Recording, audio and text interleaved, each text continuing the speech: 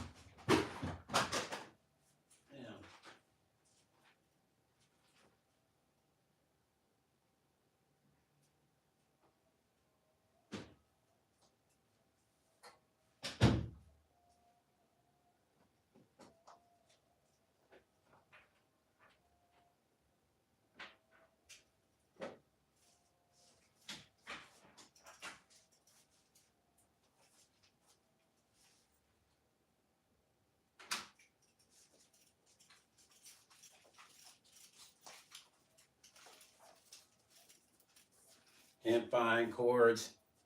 Cords missing. Connection is acting real strange, you guys. Hold on. I'm not gonna hang. Yeah. What's happening with you? Play Monster Skillet. Hey, listen, I got on here tonight because man, I wanted to talk about because I'm in the studio working, but at the same time I wanted to get on here and talk about um some of these social media. Hold on, you guys. Um I locked myself out of my Mac computer and I can't log on because Teddy Riley called me. We were talking the other day about Studio 17, and he was asking me if I jumped on it. He's the reason why I'm into Studio One because he turned me on to Studio One in 2009. So he called me the other day. We were talking about it, and I told him I had it, but I hadn't jumped into it, and he was really excited about it. So I came in here tonight, turned on my computer because I've been working in the B room, and I can't remember my damn password, and it just shut off on me again. Hold on, let me see, because I want to talk to you guys about something. Hold on, let me turn this back on again. Um, so I saw this. I usually don't talk about on social media. I usually don't get into that. I kind of just let whatever be, right? But hold on for a second, you guys.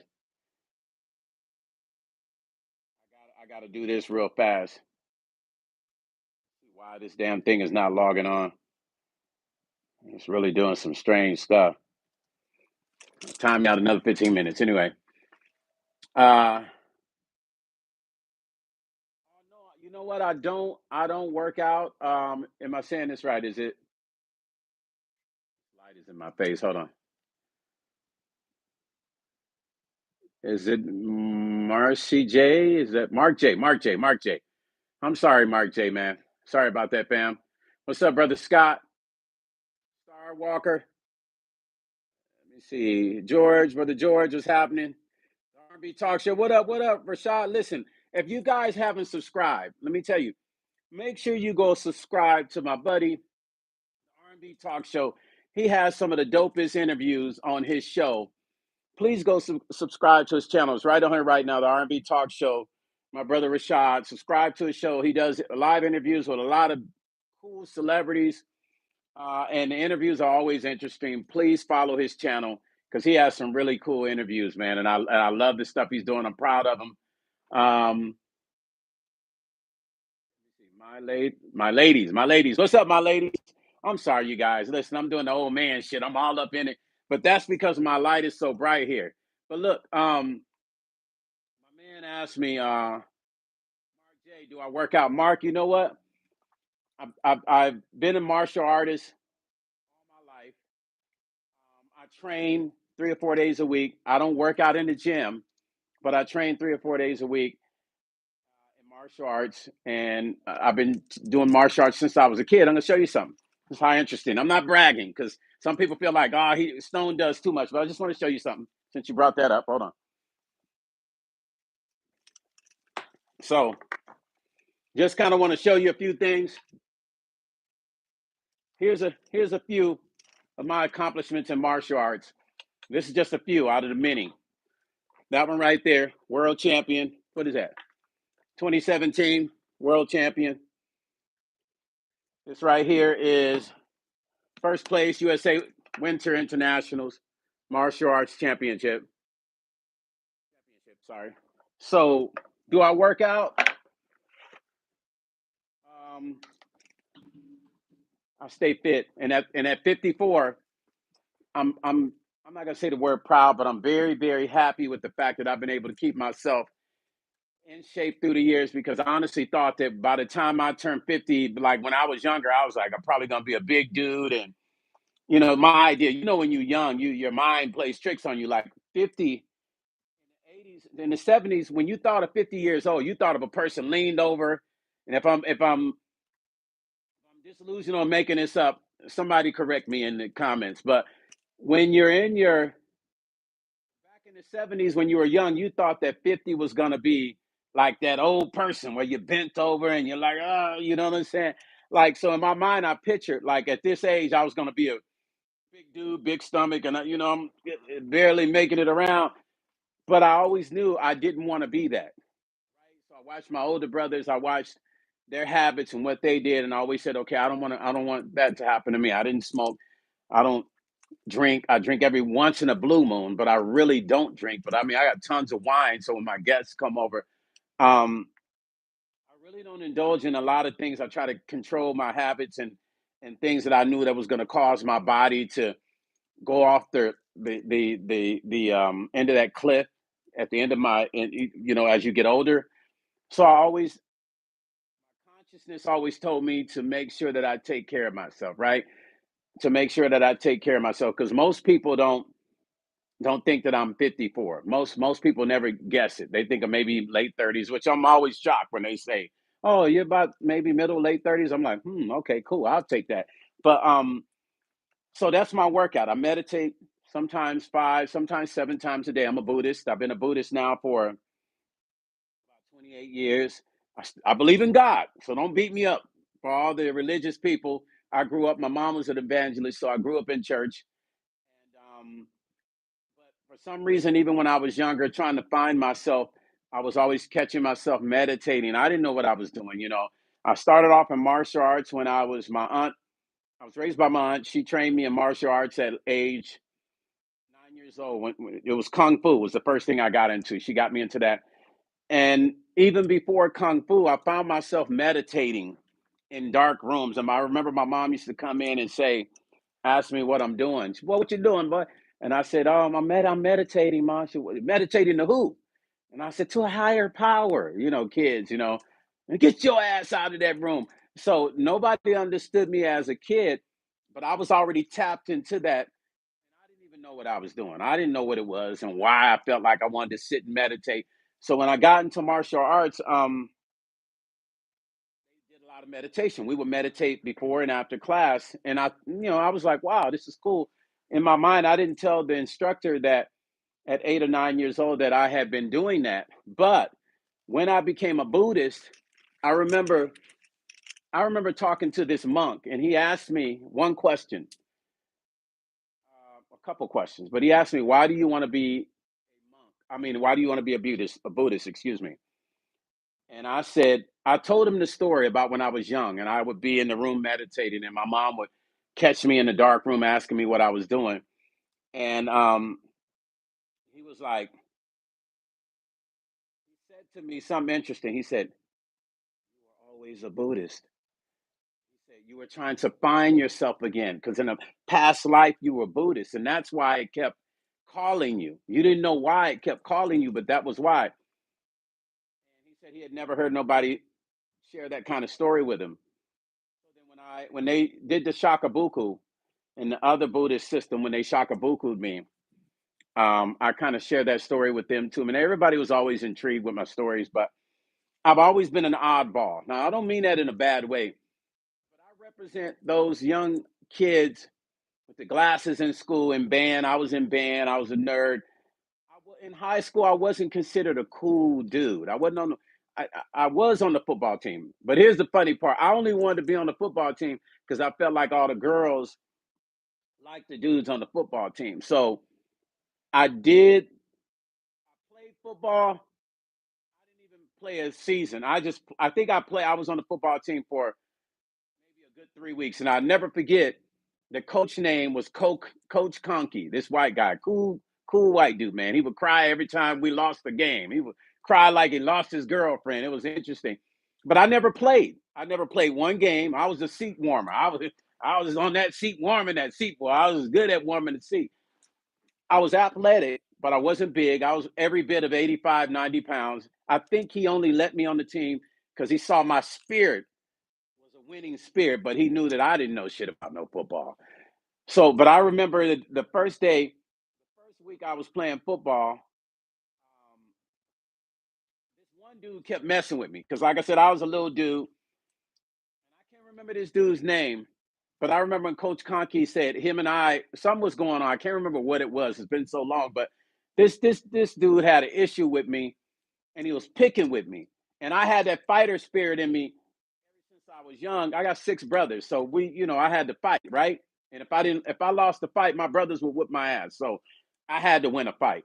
So the spirit was in me. So he kept messing with me, and he pushed on me, and I pushed back on him. He was bigger than me, so I mean, he would push me, and I'd fall over. So I packed a punch like in high school. I was like 13, 14. So I remember Coach Conkey said, "Listen, you guys want to fight? Hit that field. You run those laps around that field, and every time you go around that field and you pass each other, you can hit each other as hard as you want. Use your helmet, use whatever." So I was like, "Oh, cool." I was like, "Man, that's cool." It pretty much gave us to go to fight. So we're going around the field. We jogging. I'm just calculating what I'm gonna do in my head. Like, yeah, I'm gonna take my helmet off. I'm gonna bam, hit him with the helmet. I'm running. I'm going. I'm going. I'm like, okay. As soon as it got around, we take our helmet. I took my helmet off the first time, and I hit him in his head with the helmet, right?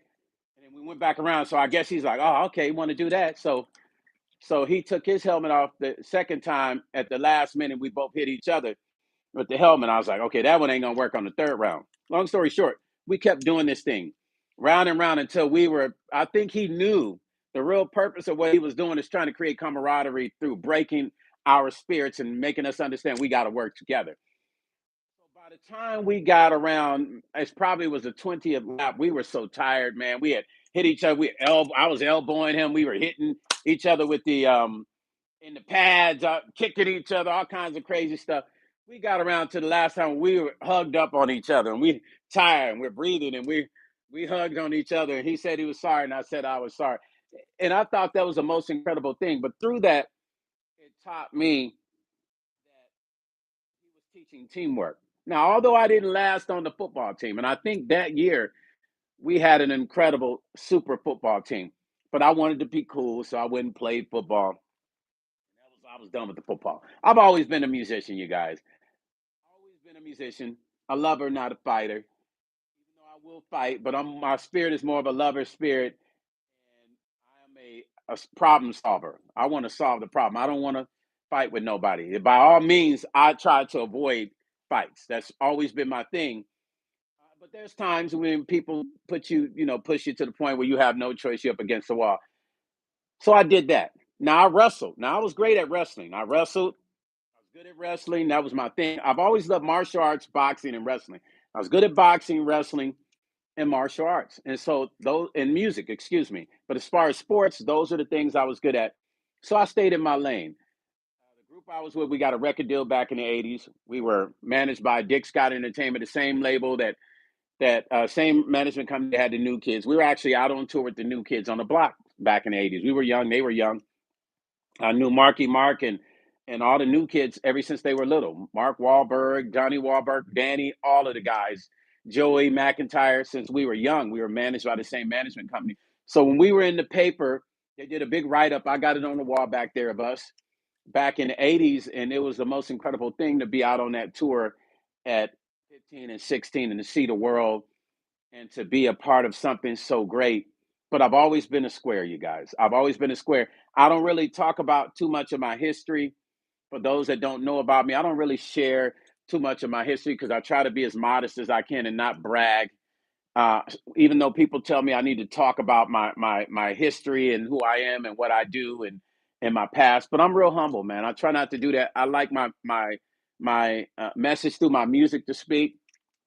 I think that sometimes my mother used to say things like, don't use the word proud. And that's why you notice I kind of strayed away from the word proud because she says you can get caught up in yourself. That word can kind of become you. So I try to be as humble as I can. And most people that don't know me, but that know and most people that know my history and really start to understand who I am and who I work with and who I deal with, they end up having a high level of respect for me when they realize that I act normal. I treat everybody the same.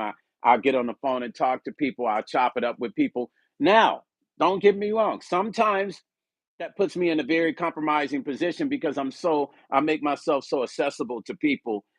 And there's a lot of different celebrities in the music industry that I work with that tell me I shouldn't be so accessible.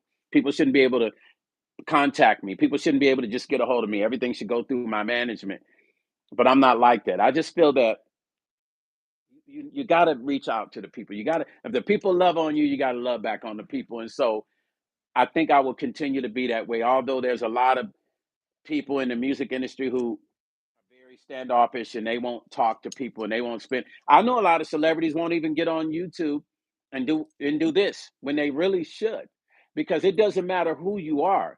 It doesn't matter how many records you sold. You still got to be able to sell those records. If it's not for those fans and those people that are supporting you, you're not going to sell no records. You're not going to be able to live. You're not going to be able to survive. It's those people that you don't want to deal with that will be the ones that are going to support your career. So you gotta show some sort of respect in regards to interacting with those people. I always wonder why celebrities don't spend time getting on it, creating a YouTube and just getting on there and talking to their fans and saying, "Hey, you guys, I'm here. I'm hanging out in my studio. I'm hopping in my car. I'm driving. Hey, this is what we do on a day to day." Because the fans will be able to really connect with a celebrity if they were really giving them a little bit of insight of their life. I mean, they're supporting them already. Why not share a little bit of your life with them? I mean, why does it matter if they see? There's some things that it's like when I did that show. I just did that show, and I might do a Q&A about that in the app. So people have been asking me, is that real? I will say this to you. Before I did that show, so many people had told these networks, hey man, you really gotta go, and this dude's life is crazy. Now I know I'm just talking for those that don't know me, but if you knew my life every day, you'd be like, man, I don't know how you do it. I only show you a portion of my life, but in my life, for a man to be able to have two or three women around him and get those women to all get along together and to be friends is not easy. Not being a Mac, not being a player, not being a PI, but a genuine person and getting these women, they might not like each other, but for the sake of how that man or that woman is, because women do this too. And it's complicated, a little bit more complicated when women do it, but I've seen it done. to get those people to all interact with each other. So my life is so weird and complicated that most people so confused to seeing that episode right now, Caught in the Act, season 3, episode 4. People have been calling me, asking me questions, and they want to know what's up. So I tell people just watch the show, man. We'll probably do a Q&A. I'll have the 2 young ladies on, and we'll do a Q&A. I have to first talk to the network and make sure it's okay for me to do a Q&A. But I'll tell you this much: my life is it's like this for real.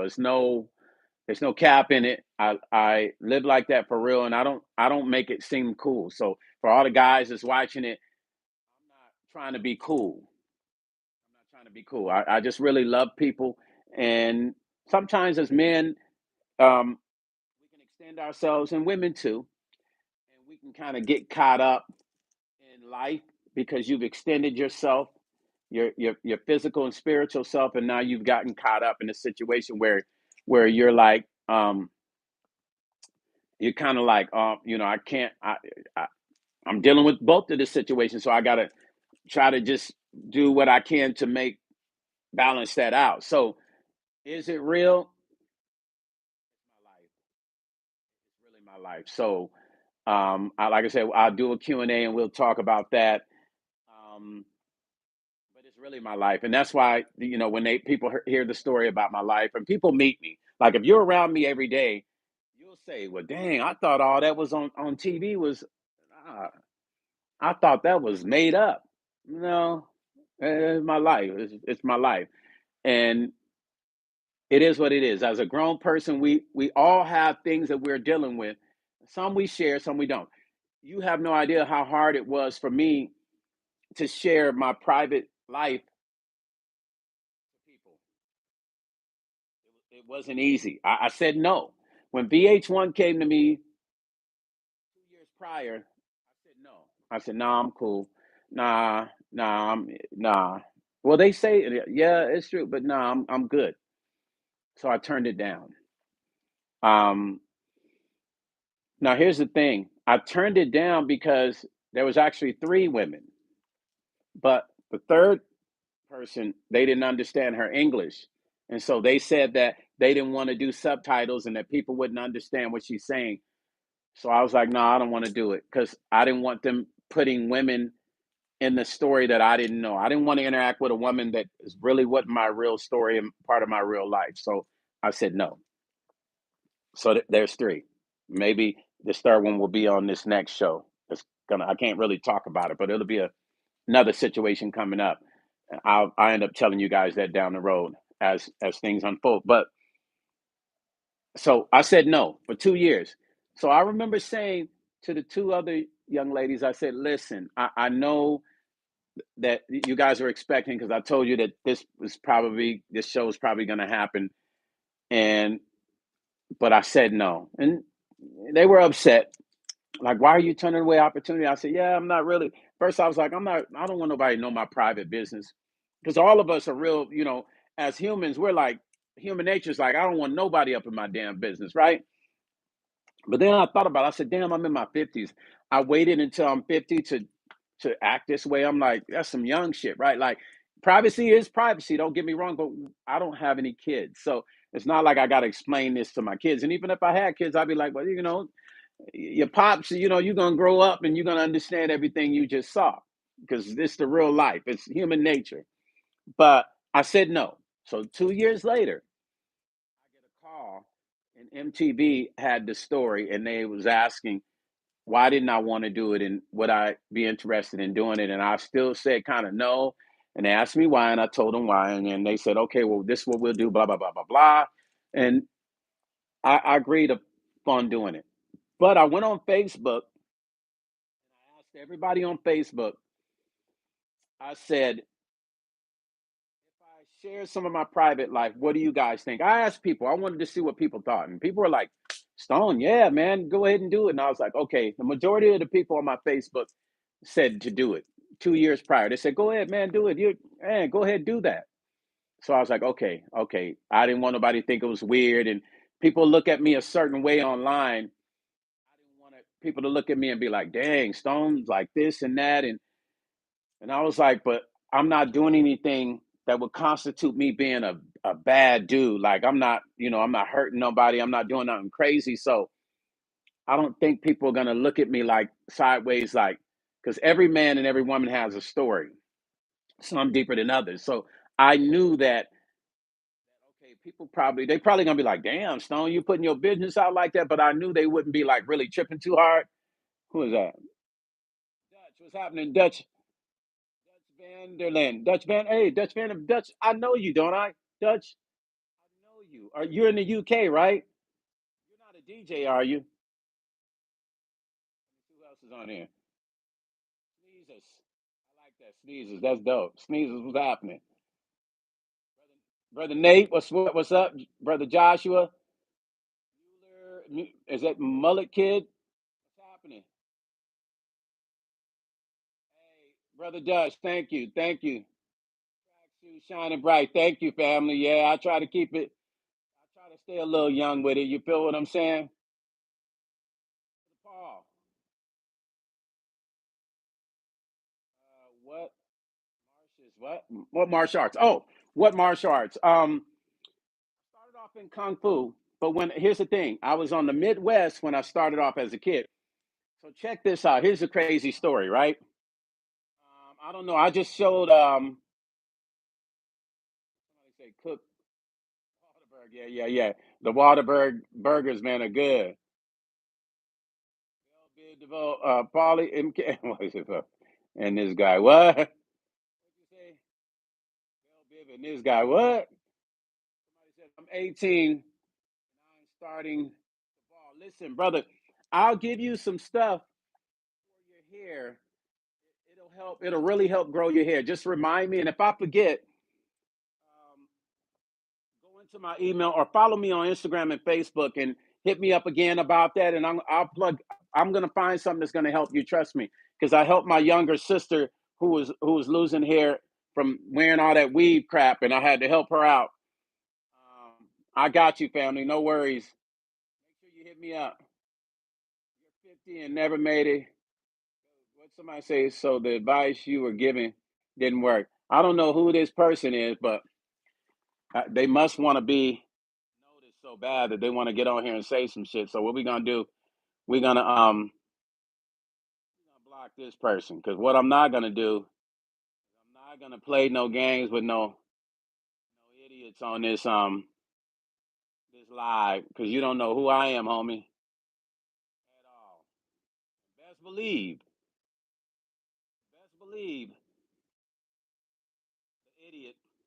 Hold on, whatever his name is, Paulie MK. I don't know who that nigga is, but best believe, nigga, if you was right in front of me, I promise you, you wouldn't be saying that. Don't get it twisted.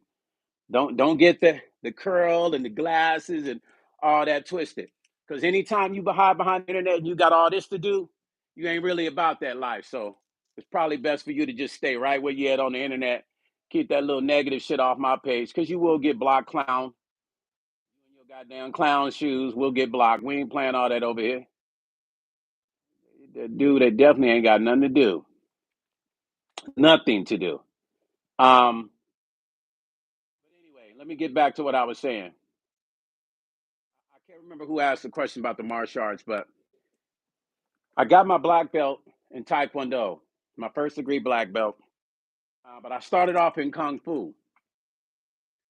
And you know what? It's weird because the subject I really wanted to talk about tonight had to do with internet trolls and people trolling people online. So we're gonna get to that too. Uh, let's see. Damn, this light is bright. Okay, there we go. Ladies, thank you for the comment. I'm sorry for turning the light up and down, you guys, but the light's so bright it stops me from seeing what you guys are saying. Um, Kumala. Mike, I have no idea what you're talking about, family, but so I'm trying to tune in and peep it out. Hold up.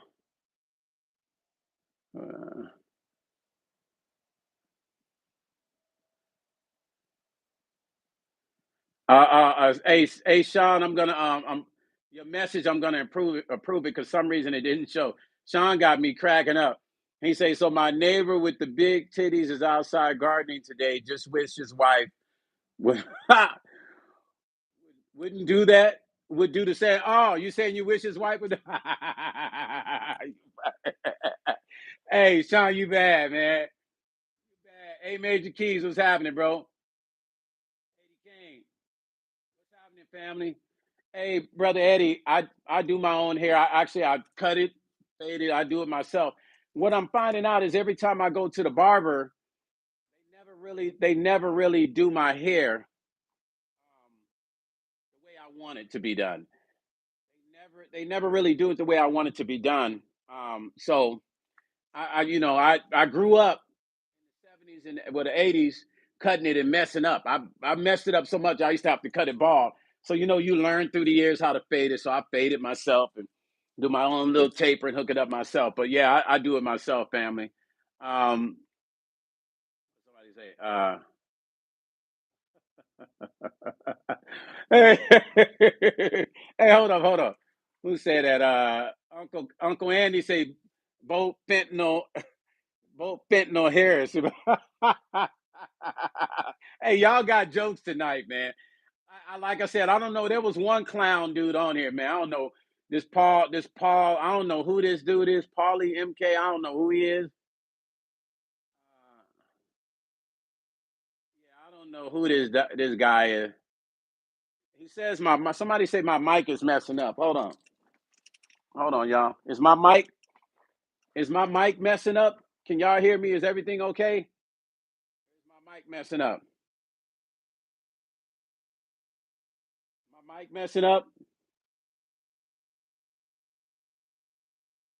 Jay Ravage, listen. This dude actually gets on here and be like, I guess you never made it, man. You don't know nothing about me. this dude obviously, this dude must be tuning into my live right now, and he knows nothing about me. So he just made a comment. I see why Samuel. What was the guy name? The guy that used to post, always talking on the internet. The brother, he passed away. Samuel. Dang, can't remember his name. Anyway, he would always tell people, "Do you watch my whole videos?" And they're like, "No." He said, "Well, there you go. You didn't watch the video all the way through, so you know nothing about me." Yeah, is my mic okay? Yeah, Kevin Samuels. A lot of people used to watch his videos and not watch them all the way through. They would only watch what they wanted, so they would miss everything. So my point to the people who are coming on here that might just be meeting me just now, you might not know who I am. But I have a long history in the entertainment industry. Trust me, all the right people know who I am, even if you don't. All the right people know who I am. So just remember that. So when you leave a comment, do your research before you're just gonna leave a comment about I ain't made it. I'm living my dream every day. I go out on the road, I tour, I cut records, I make a living from music. I have a beautiful life. I'm not complaining, so I don't know why you would leave such a stupid comment. Um, who else said it? Yeah, it's a lot of internet. You know, it's sad, and that's the reason I got on here tonight. So I want to talk to you guys about what my real reason for getting on here was I saw this guy. His name is Johnny Somali, and I wanted to discuss. And the reason why, because African Americans get enough bad rap already. We're already the number one hated on race. Cambodians, a fifth world country. Pistol Jesse, what's up, brother Jesse? Cambodia is a fifth world country. Absolutely, brother Jesse. All respect to Cambodia. You know what I'm saying? Um, African Americans already get enough as it is from every corner of the world. Every race, every culture, we're the most hated on race. And I think I got on here talking about this before, but I have to say it again, and I'm only saying it for this reason. Only for this reason. Hold on, you guys.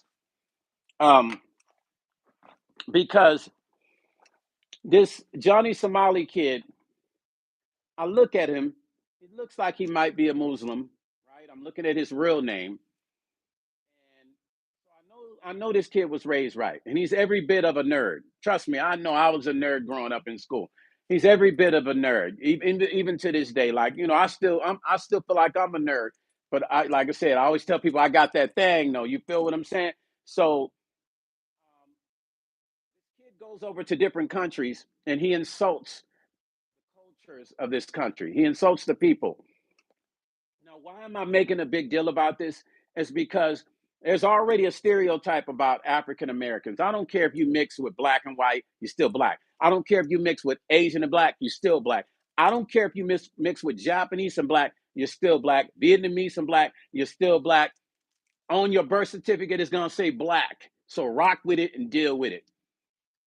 The reason why I'm saying what I'm saying is this kid, we got this stereotype of African American people already. Okay, you can walk into a place and depending on what day that somebody's feeling like they're bothered by seeing somebody of a different culture or race, that day could always be a bad day for any minority. Notice I said any minority, but it's just that black people get a bulk of it more than anybody. So for this kid to use his platform in such a derogatory way, surprised no OG an adult has set him down. Maybe they have and said, hey man, listen, you have a huge responsibility. You have a huge platform. People follow you. These young kids follow you. You can get somebody killed, making them think they can hop on an airplane, go over to Japan, disrespect these people, go over to any of these countries, because he's went to a few places and he's done some real fucked up shit.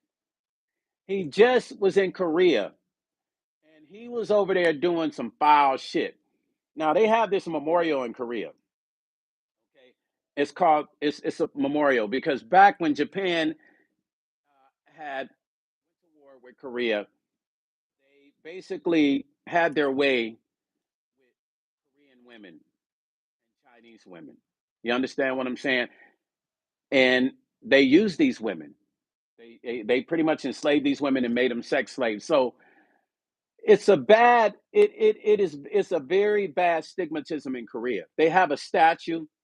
It is a monumental statue for the memory of that. And every Wednesday, these older women that are like maybe in their 80s and some almost 90s, they go every week and they go to the Korean embassy to try to get.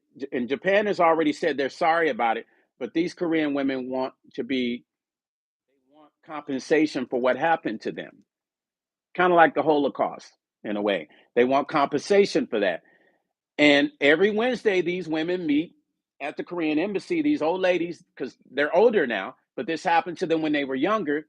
And they meet with the embassy so that they can see what they can do to get some sort of compensation before they pass away. They do this every week. Let me tell you what this dude did, man. This young little Negro goes all the way to Korea, takes his shirt off, gets in front of this statue. The statue would be the equivalent of African Americans here having a statue representing what we've been through, and somebody taking all their clothes off or half the clothes off and twerking and licking it. It's the highest level of disrespect. He was licking the statue, twerking on the statue. He was doing this in their country. Now, what is people to think about black people from that? I mean, it's sad, but people make their ruling off the stupid shit people like this young dude do, and then all of a sudden they make this stigmatism decision about, oh shit, I saw that, so this must be how all black people are. No, we're not. No, we're not. There's just a lot of stupid young black men doing stupid shit, right? So he does that. So then there's this Korean dude who's part of the Korean army who sees him and he's behind him and he's saying some shit to him. And the motherfucker just clocked the shit out of him. I mean, he knocks him out right there on the spot. The Korean police comes, they lock him up. Now, I don't know. It looks like they're looking at all the shit he did while he's there, and he might end up being locked up in the Korean jail for a minute because they're saying he did a lot of violating stuff as far as their country and how their country operates. That's another thing. We can't just go over to these countries. I've been to these countries. You can't just go over there and disrespect their laws, just like they can't come here and do the same thing here in America and think it's going to go well. But especially in those countries, the Korean army is one of the most deadly and very, very, very well trained armies. like China's army, okay? The Korean army, them dudes don't play. Men in Korea have to train.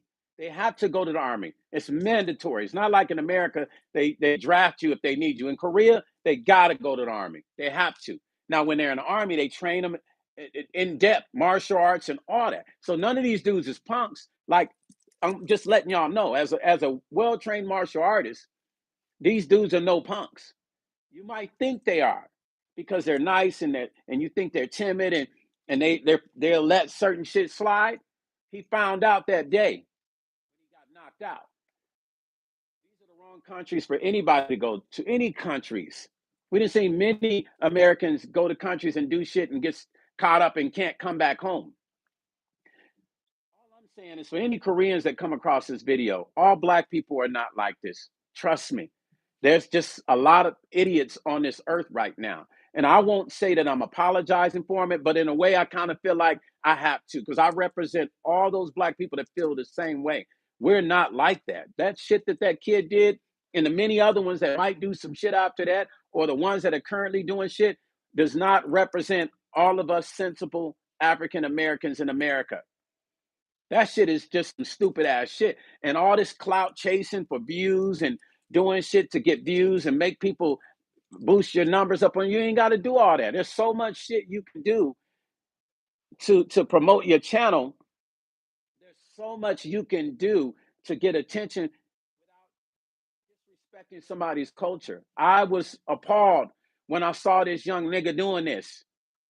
I was upset. I was upset because he ain't a thug. He ain't a gangster. He's none of that. So these are the things that you would typically associate with somebody that's from the streets, right? You think, oh, niggas from the streets act a certain way, right? This dude ain't from the streets. It's a total disrespect, period, in general. But even dudes from the streets that's really about their street life, they ain't going into nobody's countries doing it. And I promise you, even a gangbanger from the streets wouldn't go to Korea doing that shit because they understand the level of respect because they had to deal with respect on the streets. See, that's the difference. See, these little internet clowns, they ain't never been punched in their face. I'm glad dude punched him in his face because sometimes you got to get that pop in the nose and make you wake up because he ain't never had that. He ain't from the street, so he ain't never been in no street brawl, so he don't know. So when that happened to him in Korea, maybe that'll wake him up to the level of respect. If you go look this kid up, you'll see everything I'm saying. You're gonna agree with me. The shit he does ain't make no sense. Just like the little nigga that went over to Japan talking about sleeping with as many Japanese women as he could, then talking about he caught STDs. What the fuck you think was gonna happen? I mean, what do you think was gonna happen? You's a dummy. You think you can just get on a plane, talk about going and sleeping with women in every country, and I'm gonna go sleep with as many women. Yeah, I'm living my life. You guys, all this corny shit he was saying. These are the young men that these people look at and go, is that how black people really are? And people calling black people monkeys and apes and all the names, the creative names, coons they've come up with to call us. But then we have to ask ourselves one question. When we see this kind of shit happen, we should speak up. We get mad when people call us out of our names. We get mad when these associated names with black people get called, but we let these little niggas act the way they act and we don't check them. Or we don't at least speak up. As soon as somebody hurt unlife somebody black, then we marching and shit. But in the midst of that situation where we can stop the shit or do something to make a difference, we don't say shit. We don't say nothing. We don't check these little young motherfuckers out here wilding out doing shit. Because everybody in the hood somewhere knows one of them dudes enough to where the young dude will listen to him. Where the young dude will go, okay, all right, okay, yeah, I've known him a long. I gotta listen to OG because I've known him a long time. People say young people don't listen. They don't, but they always one person. There's always one person they'll listen to. I'm speaking to that one person that can speak to those kind of young people. And also, I'm speaking to the black people that never say shit. And you see a whole bunch of shit, but you ready to march when you feel like somebody unliked us that's a police or something.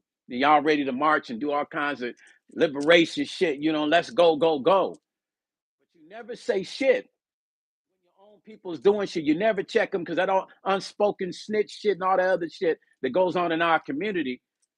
We ain't big enough to even just talk to a motherfucker and be like, hey, man, listen, bro, listen, get your shit together.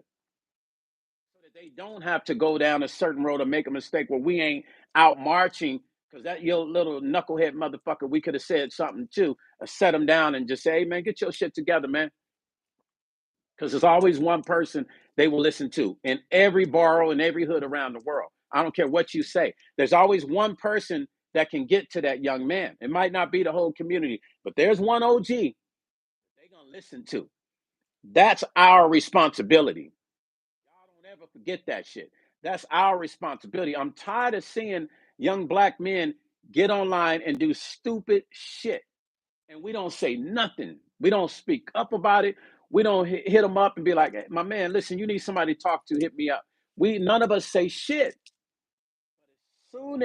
As soon as an official, a security person, or somebody not from our community unlikes one of our kids, mama saying, I'm the good baby, my child, they get my child, they unlife my child, my baby. Nigga grown as shit. My baby, unlife my baby.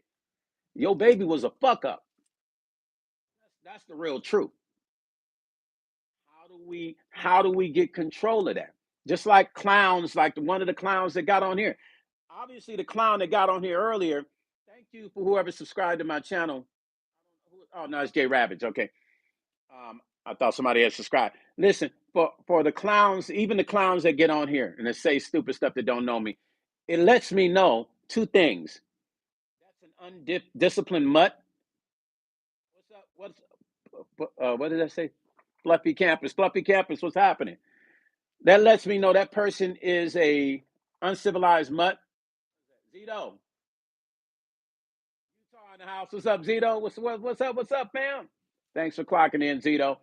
That lets me know that young man or that person on my live that's commenting and saying something don't know anything about me. I can own half the houses in your neighborhood, and you getting on here commenting talking about I didn't make it. You don't know nothing about what I made it. I bet you don't have more than me. But this is the uncivilized community we dealing with. Opinionated, entitled, and troublemakers. Ain't got shit good going on in their life at all. What's happening? Who is that? Alien, some shit like that. All right, this NIG. Watch what you're doing on there, my man. I mean, it's easy to block people. So if you ain't on there on some positive shit, don't be leaving no shit. Don't be leaving no shit. Okay. If you ain't on here on no positive shit, don't leave no shit. Remember that, because you will be blocked, and it don't even matter who you are. You know what I'm saying? Yeah, yeah, yeah. Kids these days, I don't know, man. Like this world is so fucked up, and I ain't on here to be a psychologist to nobody. I'm just on here feeling the same way everybody on here feels. That Johnny Somali kid is gonna either get killed in one of them countries, because Korea don't play. Somebody's gonna fuck him up so bad you're not gonna hear from him no more, or he might just disappear in one of these countries. Real talk. This shit is just over the top. And I'm just tired of all black people getting the blame for the stupid shit that one or two black people do. That 1% shit that's going on with black people that's out here doing that 1% bullshit. It might be a little bit higher, but my point is all black people are taking a hit for that shit. I want y'all to know that. Because I sat at the table where there's been no black people. And they always ask me questions like, hey, Stone, why do black people, hey, Stone, why? I always get asked. Why do black? I saw that on the news. That why do black people? I get that shit all the time, and you know how that shit pisses me off. And I usually say, well, shit, I don't know. I don't have the answers for every black person, but in reality, I do know. But I'm not gonna sit there and have that conversation with them. You understand what I'm saying? That's the kind of shit that we're dealing with, and it puts all black people in the same light. Doesn't matter if you're light complexion black or you're very dark. They think of us one way. It's not about a racist situation, but it is. I'm just telling you the shit that's going on that puts us all in the same light, and we're responsible to start checking these young folks and having conversations with them. Who is that? Boo Dallas says, motherfuckers just want positivity, laughing out loud until them results come back. The motherfuckers want negative. Yeah. Real talk. Somebody said, is this a Jewish stream? That's some funny shit. We got comedians tonight. You want to do some comedy on here? And then this guy says the sound's good and bad though. Yeah. All black people are not the same. Um, Funk, absolutely. And this is why I'm on here, because I don't want. I mean, we don't have black people don't have to explain themselves, but in reality, people think we're so fucked up as people. The ones that are out here doing positive shit, we gotta let them know all of us are not like this. So I'm doing this live for that. I deal with the Asian community. I get a lot of Asian people come to my channel because I do these blogs about the Asian community. I want them to know all black people in America ain't like this because they really believe that shit. They really believe. Like Korea don't really like black people coming there. Japan don't care too much about that. Most of the Asian countries ain't because of all the shit, the stigmatism that they see about us before they even come to America. Vietnam is the same way. I deal with nothing but Asian people. I'm telling you how they think, and I'm telling you how most, and y'all know how most people think about us. So I'm on here basically letting Asian people from those countries that come across this video know that we're here in America, black people, we're not like what you think. This young dude went and disrespected your country. All of us are not like that, and you need to know that. It's a very small percentage of our people that are out here doing foul shit like that. That's why I'm on here. I'm not on here for no other reason. Somebody said this is this a Jewish stream. I don't know what the fuck you talking about. I don't know what the fuck that shit means. You know what I'm saying? Somebody said, let's start checking these youngins. Thank you. Thank you. Thank you. Now that's what I'm talking about. Gore. I'm sorry if I'm spelling that wrong. Hey, that's all I'm saying. All I'm saying is let's just have a conversation with the younger generation. There's always one person in the black community that they'll listen to. They might not listen to all of us. They might not listen to you guys or me. Or they might come across this live and it might make them think. Somebody can get to these young folks. Trust and believe there's always one and possibly two people that they'll listen to. It's our responsibility. We're tired of seeing our young black men die by the hands of the oppositions that we feel like are opposing or suppressing or whatever the fuck we feel like we're going through. Only way to get a hold of that is we got to start having conversations. There's no more uncles and dads in the community to talk to the young people. In the Mexican community, there is. In the white community, they still talking to their kids. In the Asian community, they still talking to their kids. The kids are listening to black community. These little young niggas just don't want to listen to nobody. But they will listen to somebody. That one person they will listen to. And that's the one person I'm talking to that I hope come across this video and know a young person out here wilding out online or in real life. And they can pull them aside and have a conversation with them and give them a passage of life from beginning to the end where they can end up at, just to make them think. I'm not saying to make them stop because they're the only ones can make themselves stop. But if you give them that conversation and ignite in their spirit what their choices are going to be in the future based on what choice they make right now, it's an eye opener. Everybody screams mama when they locked up. Everybody want mama. They don't even call daddy. Mama is the preferred word when black men get locked up and men in general. They want mama. They want mama. I'm just saying, we have a huge responsibility. Let me read some of these comments. Brother Vincent said, I had a dad. Now he's in jail. His name is Sean Combs, AKP Diddy.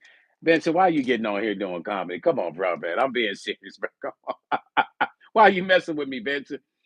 This guy said, newsflash, everyone is a mess. Brother Timothy said, bless you, Stone. Thank you, Brother Timothy. According to Anthony, said, did you make it out of the hood? Brother Timothy said, Stone, I'm 1,000% behind you, brother. I'm old school, 55 years old. Reach one, teach one. And somebody asked me, did I make it out of the hood? I'm talking to you. Let me tell y'all something, man. I had 6 brothers. Let me share something with y'all. So you're looking at me, right? I look like a squared up dude, like I've had all kinds of cool shit all my life, right? Money and all that. No. I'm gonna tell you what one of my older brothers used to do in Illinois, Chicago. My brother used to, I never forget, he used to give me a sawed-off shotgun. I don't know what made him do this shit. I don't know. I asked him later on in life, and when he told me what he told me, it never made no sense. He used to give me a sawed-off shotgun. Now imagine me. I think I was 11 years old. He said, "This is how you use it." He made me cock the gun, and I remember there was some going on with him and some dudes, and these dudes was out in this field across from my mom's house. He brought me outside. He cocked the gun. He showed me how to cock it. He said, "Shoot over there in those bushes." He didn't tell me why, but I remember seeing, some shooting coming from over there, and I'm like, somebody's shooting. He said, "Nigga, I told you, shoot over there in them bushes." I'm telling you some real shit that I experienced. Things I could have got caught up in because I had 6 brothers who was out in the street, and they was out in the street tough, and they was running, all 6 of them together. You understand what I'm saying? I could have got caught up in that same thing. The selling the drugs, the shooting people, all that. It was right there amongst me. But this music, everything around me, everything you see, if you saw my studio, for those that haven't, it's what saved me. The music, martial arts, and God saved me. If it wasn't for that, I wouldn't be able to be on here having this conversation I'm having, trying to reach out to the young black men in my community and talk about what we need to do. Everybody feels like there's nothing we can do. It's not over with until the fat lady sings. There's still a lot that we can do to help these young men. We just got to care enough. Nobody cares enough. Everybody's scared to talk to them because they don't know how to approach them. I approach them all the time. I see knuckleheads all the time. And I always find a way to be able to have a conversation with them. And I always leave with a great conversation with them. And they always leave with pounding me saying, "Oh, gee, thank you." So most older people just don't want to deal with them no more. Most older people just don't want to have the conversations because they don't know how to talk to them now. But trust and believe me, there's a way to talk to them. Because I could have ended up as one of them dudes. I could have ended up in prison, dead, on drugs. I could have. That could have been my fate. That fate was in my favor. I was not raised by my aunt. Here's the real truth. My aunt lived in an all white neighborhood. She raised me from a baby until an adult. I would visit my mom in the ghetto on the weekends. Probably the only reason I'm here. Had I lived with my mom, I know 100% for sure I would have got caught up with my older brothers because I love my brothers and I wanted to be like them. And I would have been a gun toting fool selling drugs or whatever else. I would have still been doing music, but I would have never gotten where I'm at now for sure. I probably would have been dead. Trust me. Because a couple of my brothers stabbed up, they've been shot all kinds. So I know that would have been my fate. I was around situations back then that I didn't even realize I was around. Even some guys that I grew up with. I'll never forget this one guy. I'm trying to remember his name. I just got through talking about this guy a couple of weeks ago. But anyway, I had my first little apartment. I was such a square man. I mean, here's the weird part. I knew about the streets because of my older brothers, but I trusted people so easy. So I remember this guy, he was trying to test me. So he brought me this box. And I wish I had my other friend on live tonight. He'll tell you the story too. He brought me this box, right? And he was trying to test me, I guess, to see if I was going to look in it and open it up. And he gave it to me and I kept the box and he kept checking on me for like a week or two at my apartment. And he was like, "Don't open this box. I'm gonna give you this box. Just keep it. Don't open it. Don't touch it." And I was like, "All right." I put it on top of the cabinets in my kitchen and I didn't mess with it. And then one day he came over. He said, "Hey, where's that box?" I said, "It's right up there." He said, "Give me that box." And I gave it to him. He opened it up. He said, "Oh, you didn't even go in this box." I said, "No. Why do I need to?" Well, he was testing me. Later on, I'm in Springfield, Illinois. We were taking a ride. He asked me to go for a ride with him and this other person I knew. He just said, "Man, take a ride back to Chicago with us," because I was in Springfield doing some stuff. I think we had a show, but he said, "Well, take a ride with us." So we took a ride back to Chicago, and this was in the '80s. Now I'm in the car, just do do do do do do, all airheaded out and shit, just not just looking out windows and shit like a little, like Mr. Peabody and shit, big glasses and shit, right? And not even knowing he was young then. I think he had to be about, no joke, maybe 17 or 18. I was probably 16, 17. We were under 20, period, under 19. He was moving cocaine. Y'all hear what I'm saying? I'm in the car with him. He parks in south side of Chicago. I knew the neighborhood, but he parked in south side of Chicago. I'm in the car. They getting out the car, going and doing what they doing. I'm just sitting in the middle, south side of Chicago at night. They taking drugs in this place they going to. Me not even knowing I could have died, got shot. Us traveling from one place from 500 miles to go to Chicago from the particular town. We could have got hit by the highway patrolman. My life would have been over with. There would have been no explaining. I couldn't tell a judge, well, Your Honor, I didn't know wasn't drugs in the car. I found out later this dude was a big time, at our age back then, big time drug dealer. At our age, at that age, back in the 80s, he was moving heavyweight. Now I'm in the car like Mr. Peabody, riding along, not knowing what the fuck's going on, and could have got caught up and didn't even know. That's the kind of shit I'm talking about.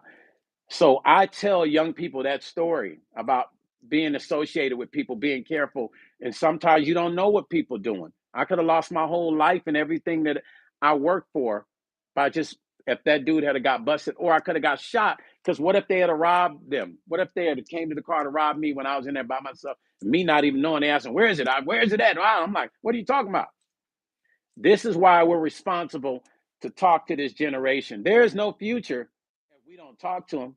So y'all correct. Everybody's saying the world is fucked up. It is. But there is no future in it if we don't take our time and talk to them. That's all I'm saying. Like, we just got to take a little time and have little conversations with them. We don't have to beat them over the head with all the shit at once. We can break the ice and have a little bit of conversation with them little by little. That dude, that Johnny Somali dude, had me heated. Because reading all the comments that people say about black people bothered the shit out of me. Because people really think that black people are like this. Koreans do, Japanese do, Chinese do. Yes, they do. Vietnamese do. Yes, they think black people are savages, all that shit. Better believe it. They might not tell you, but trust and believe in they little circles when they talk. They believe that shit. And it's not true. There's only a small percentage of black people that do this shit. So I'm not on here pleading for your help. I'm just telling you, you can help somebody by just molding a conversation with that young person, whether you see them online, even if you comment online to them like, hey, get it together, young man. What you're doing is not cool. And if you know them, sit them down and have a conversation with them about history, man. I do it all the time and it works. It works enough for them to listen to me. How about that? I don't know if they're applying it, but they're at least taking the time to listen to me. That's all I'm saying. You feel what I'm saying? Who is this? Somebody, let me see. TBS, TB Sud F1. I'm sorry. What do you mean we? What do you mean? CC Funk said, when I was younger, I had no job, so I worked for a dope dealer in Detroit. So, see, you see what I'm saying, CC Funk? Like you were caught up, like I was with my brothers. I don't know who this nigga is. TV Subs Funk. I don't know. Talking about what do you mean, nigga? Where you been? You just getting on the live. You don't know what the fuck I'm talking about. The shit I'm saying is simple. It's a simple conversation. Listen, you can just get off the live. You can get on talking about what do you mean, nigga? You talking about what I mean? What the hell you talking about, man? Thank you. It is a small percentage. So you must have just jumped on the live. Yeah, you're right. It's a very small percentage, but it don't matter if it's a small percentage. The point is, come on, niggas, use y'all brains, man. Y'all black people smart. Why we act like we the dumbest motherfuckers in the room when we the smartest motherfuckers, really? It's a small percentage, but it don't matter. That small percentage makes people think that it's all of us. We know it's a small percentage. They don't know that shit. You understand what I'm saying? Like, we know as black people, like, we know it's a small percentage. Tell that shit to them. They don't know that. They believe it's all black people. And I'm telling you some shit I know. I deal with Asian people every day. Yeah, it's a small percentage. I know that. I said it's like 1%, a little bit more. I said it earlier. before you jumped on the live and you didn't hear the shit I said. It's a small percentage, but in the Asian community, they don't they that shit's combined. They look all black people the same, just like all white people have their thoughts of black people. Now, I'm not saying every one of them feel that way, but as a community in their circles, they have this stigmatism about black people. My white friends, I have conversations with them all the time. I make all my white buddies keep it 100% real when we have conversations because I don't need nobody around me that's on some fake shit. I'd rather you tell me some real shit than to tell me a lie. I'd rather hear how you really feel. That way we can have a real conversation. You feel what I'm saying? My man left a comment. Gant, man, what's happening? Say, nah, Stone has been talking shit, hating since the comments earlier. Go back up and look. Blocked it. Yeah, I'm gonna block that nigga. That's another troll. Thank you for letting me know. You always get these two. You're gonna get the trolls. That nigga gets blocked. Why we got trolls? These are the kind of niggas I be talking about. God damn, man. I definitely got to put a moderator in this the next time. This dude he just on some bullshit, ain't he? God damn. Listen, know this. You get on my channel with that bullshit, you getting blocked. Getting blocked. If you ain't willing to get in the gym and put on the gloves and let's go some rounds and get down for old school sake, don't get on my channel talking shit. I will invite you to the gym. I love getting down. People can talk all the shit they want. When them gloves go on and you're breathing hard and you can't make it through that first minute, then you know what's up. You feel what I'm saying? That ain't no challenge. I'm just telling you how I get down. That's an everyday situation. Hey, thanks, fam, for letting me know that. I didn't even know because the comments are moving in so quick. I can't even see.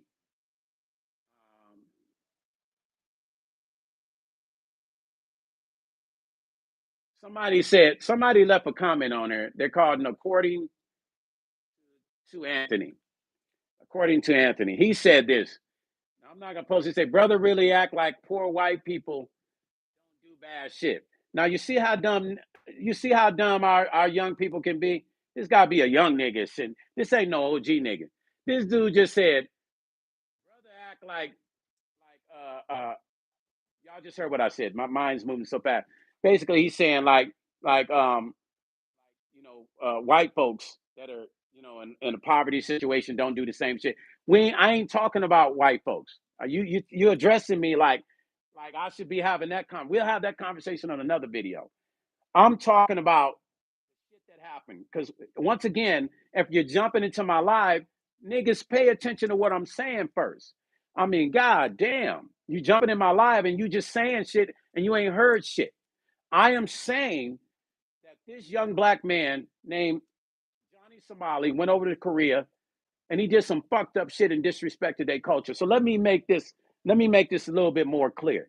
It's like a cat from another situation gang going into the hood of another gang, disrespecting their hood. It's the same equivalent. Maybe that shit'll help. I'm gonna dumb that shit down for you. Maybe that'll help you.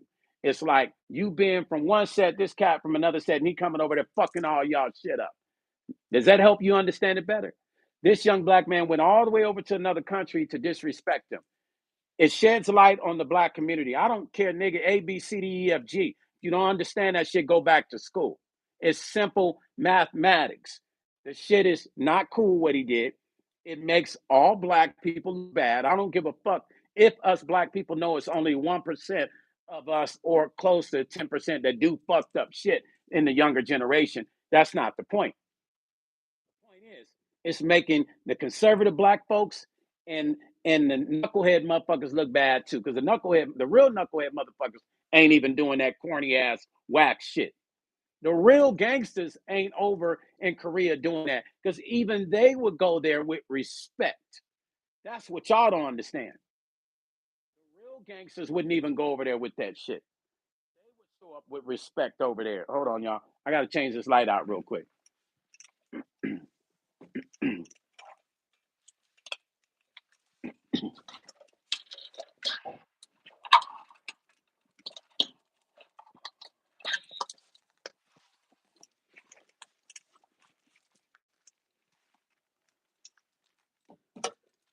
Oh shit.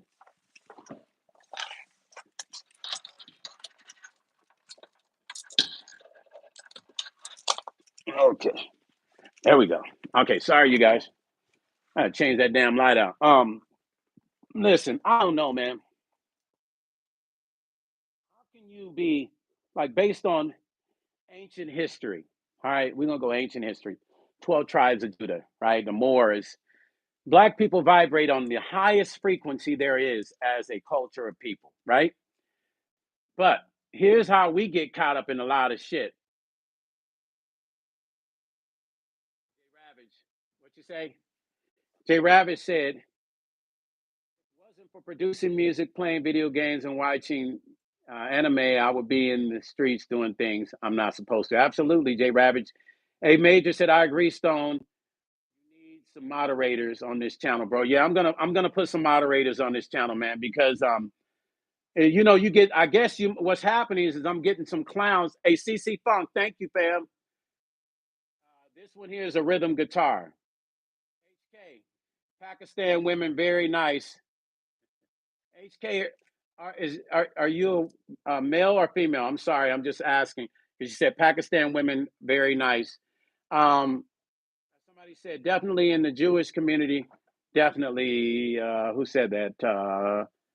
Naba Music Studio. What's happening, family? Naba Music Studio says it's hurtful conversation to have, but we got to have it. That Naba Music Studio. Thank you, family. We have to have it, bro. And because we got enough people capping online. We got enough people talking about nothing. We got enough people on TikTok. You know, they on their girls showing they shit half naked. The world is so dumbed down. We all know that we're born, but we all forget that we're gonna die. One thing I've noticed that happens in when people are unliked or people pass away in their moments of passing away. Now y'all got to ride with me on what I'm about to say, right? Zesty, cool. Leon Stoker, what's up, fam? Y'all got to work with me. How many of your family members that you have seen in their passing moments have conversations about their life and how they could redo things? This is just, I'm just having a general conversation about real life. They start talking about things that they should have done, mistakes they made. If they could rewrite their life, they would. I've been around passing family members next to them, and I've heard them say this. I've been around friends, other friends, and heard them say this. So there's a pattern at the end of your life that we all seem to follow when it comes to things that we know we should have done right. And now we want to talk about it at the end of our lives. Why wait? That means those were regrets that are being relived at the last moment that can't be corrected. All I'm saying is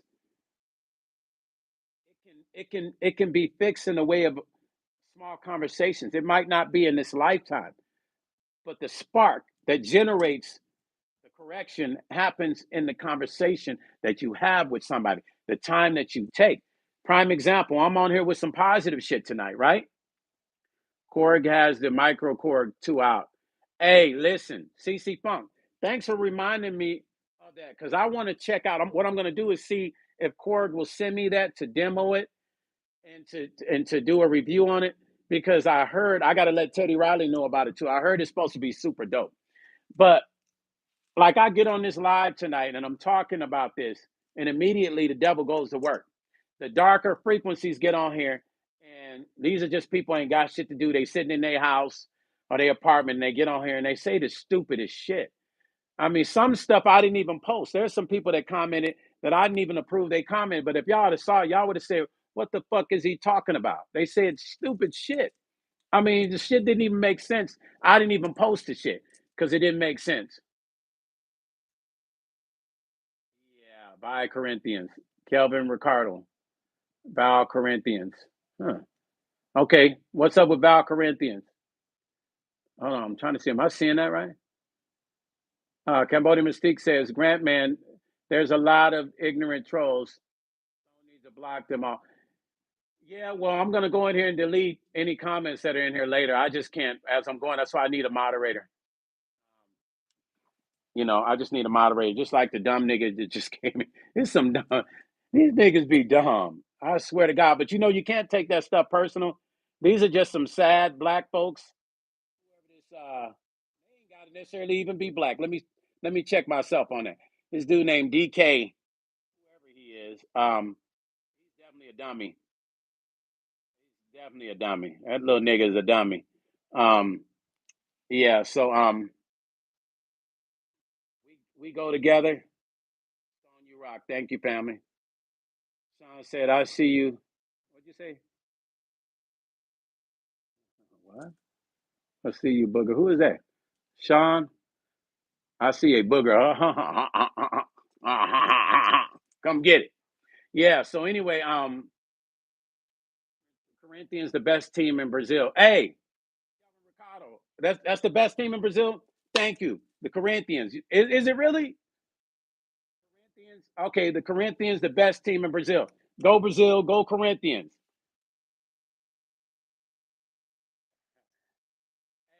Yeah, yeah. CC, you already know. Internet wannabe thug. These dudes be cracking me up, man. Corinthians. Hey, you guys. So Corinthians is the best team in Brazil. So my brother Ricardo just hit me up. So when I go to Brazil, Ricardo, wait, Ricardo, didn't I meet you in Vegas at that concert? Didn't I meet you? Didn't we meet each other? I'm not sure, but I thought we did, right? I met you in Vegas at that concert. Somebody said, Mr. Paxton, it's Nathan. I truly appreciate what you're saying. I wish to get your thoughts on the Neve 8424 console. Okay, can I do another video and I'll talk to you about that Neve console? They actually hit me up. I don't know if they want me to do a video about it or something, but I've seen that console and I'm interested in possibly maybe. I love Neve stuff. I got some Neve stuff, but I'll do something about that, fam. Yeah. So listen, you guys. All I'm saying, I'm not on here to beat over nobody's head. I'm not, hey, I'm not a tough guy, man. You feel what I'm saying? But I handles my own. I can balance out mine on my own. I don't need to pull out no steel or nothing.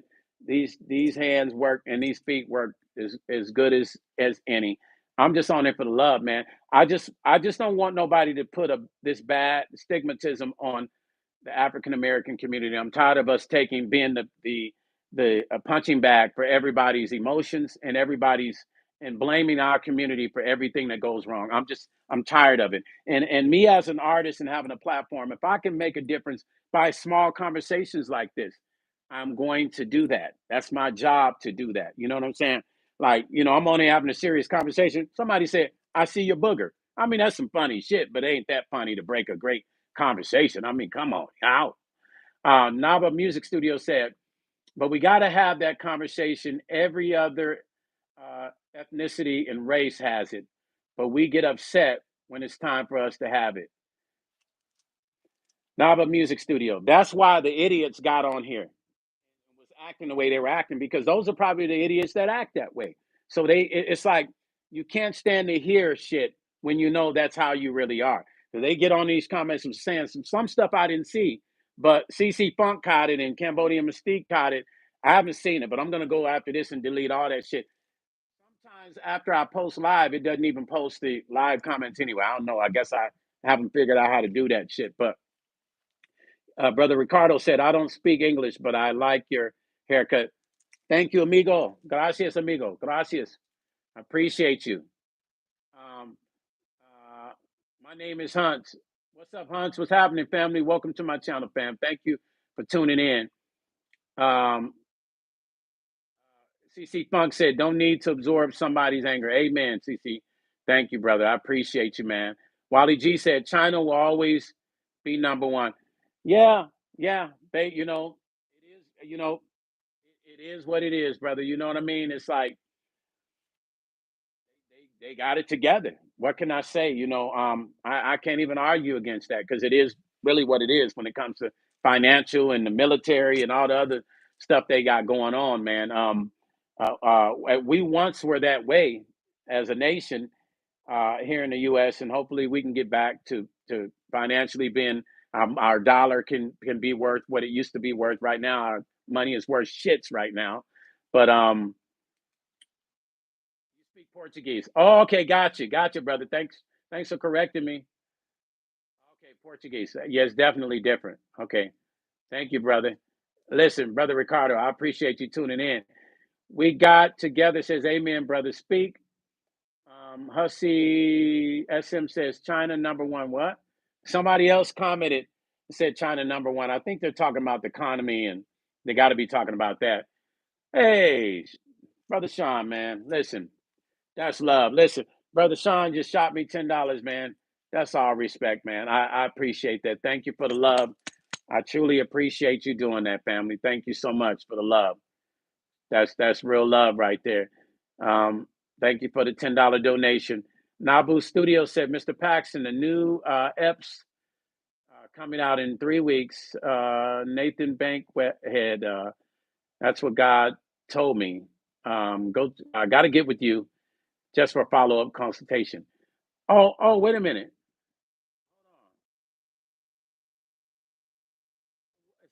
Okay, what's up with that? 3 weeks, Nathan Bankhead. That's what God told me. I got to get with you just for follow up consultation. Okay, well, brother Nathan, don't play with me now. If you're gonna get with me, get at me. Kelvin Richards, thank you, brother, for the $10 donation. Thank you for the $10. Y'all showing me love tonight, man, because I usually don't get this much love. I appreciate the love, man. It just once again, it shows me that you appreciate me taking my time and giving my energy, man. I can't hide who I really am. I mean, I love music, but my life is not just about music. That's why my channel is Stone Paxton, Music and Life. It's my life is not just music. It's a multitude of things. And these are the conversations I have with my friends. These are the conversations I have when people step into my studio. We will talk an hour or two about this exact conversation all the time. So this is normal conversation for me. That's why, and not just about that subject, but just in general, my passion that I have for conversations like this. I mean, our parents used to, you remember every Friday, the fish fries in the black communities? These are the conversations the parents, our mothers and uncles and their friends would sit at the table and have every Friday. You think fish fry was just all about the fish fry and playing spades. It wasn't. It was about the community and conversations and what was going on in the community and what your kids were doing and what they were not doing. This is why they made the kids go to the other room and play with each other so they can have a conversation about what was really happening in the community. They would drink and eat food and all that. Nabu Music Studio, thank you, brother, for the $10 donation, family. Thank you so much. I appreciate that too. Thank you for the love, man. Somebody said, Kelvin Ricardo said, do you like Nirvana and Systems of a Down? Absolutely, man. I know some members from Nirvana, and I think I know one guy from Systems of a Down. One guy, I can't remember his name, but I know those guys. Most of those guys, my music director played with him, Lonnie Motley. So I know a lot of cats in the industry, from rock to hip hop to R&B to jazz. CC Funk said music is so great, especially classic old school. CC, this is why I focus on even all the records I done produced with all the OG artists. Always about the young generation is cool, but I really, you notice, you'll see me producing a lot of old school cats. Like I did that record on Christopher Williams, that single. I wrote and produced that. I got Bo Barrington from the Temptations. Of course, I got Mila J. She's younger. I did most of Marva King's records. She's a member of the New Power Generation. And the list keeps going on. Rufus Black, and I keep going on. Danny Boy, and the list goes on and on. But I love producing old school artists because to me, they've already made their mark. And I want to help them continue their legacy going. Thank you for everybody that's giving me donations tonight. Brother Keith said, I just jumped into this chat and just heard what you said.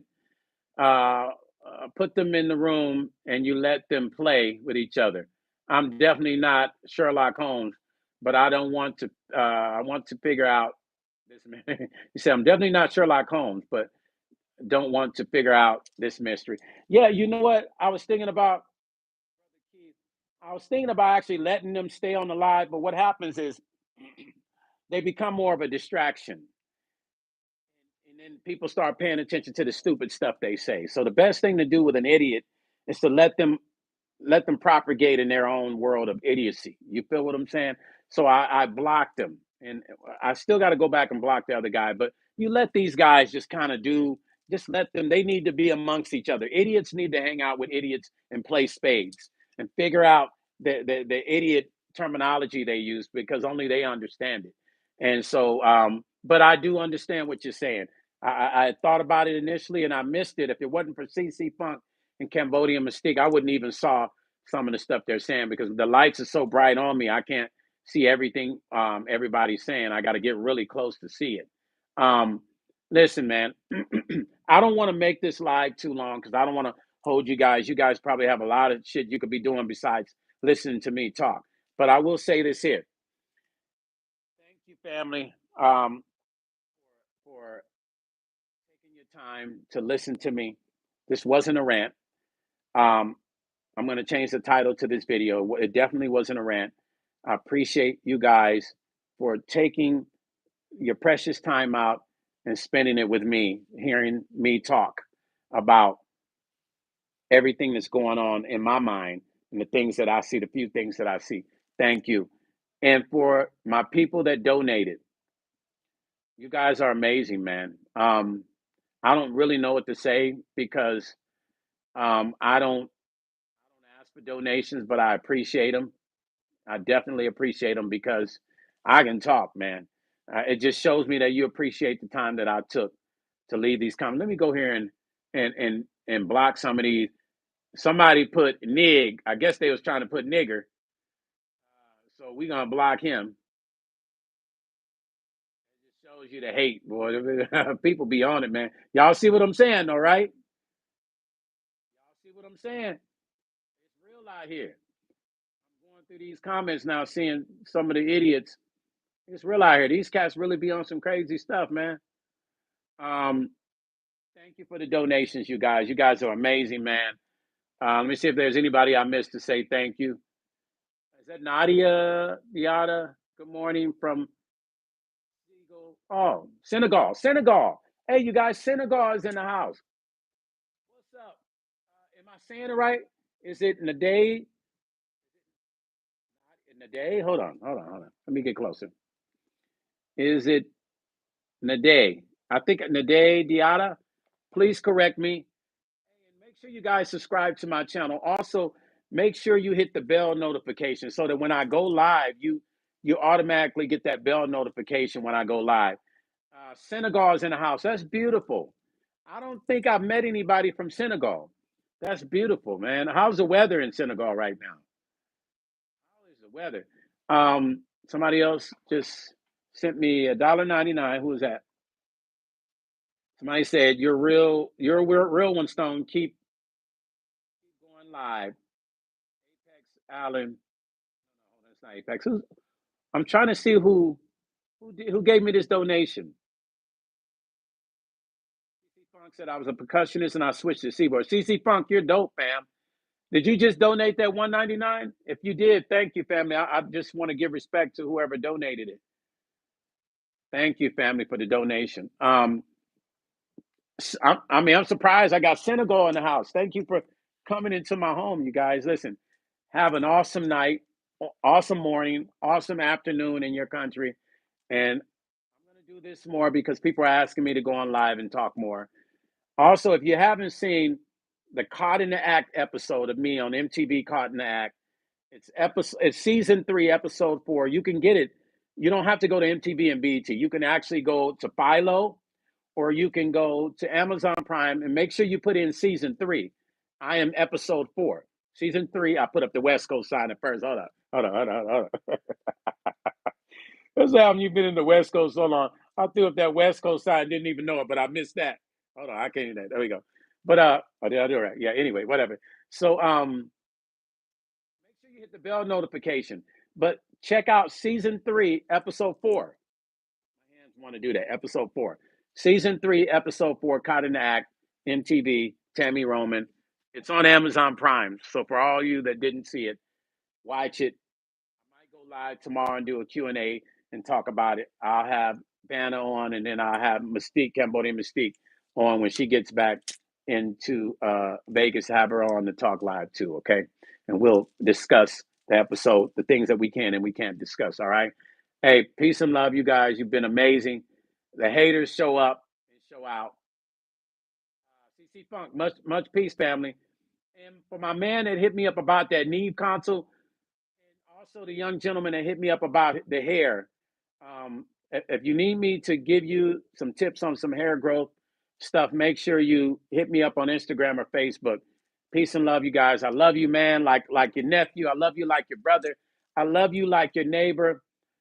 I can't tell the ladies I love you like I'm your husband or boyfriend. I don't want to go there. But I say I love you like your little brother, your big brother.